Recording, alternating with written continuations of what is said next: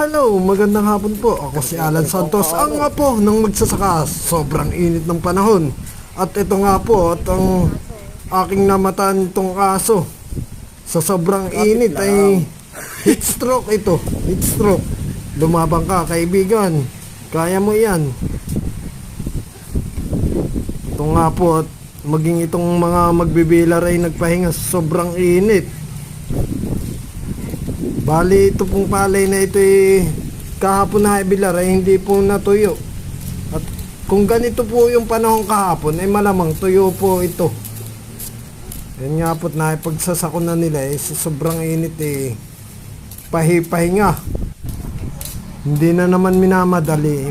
Maya pag lilom-lilom tuyo na naman hindi naman uulan Shoutout nga pala sa aking jowa, si Miss Regina Tutor. Malayo ka man, nandito ka pa rin. Time!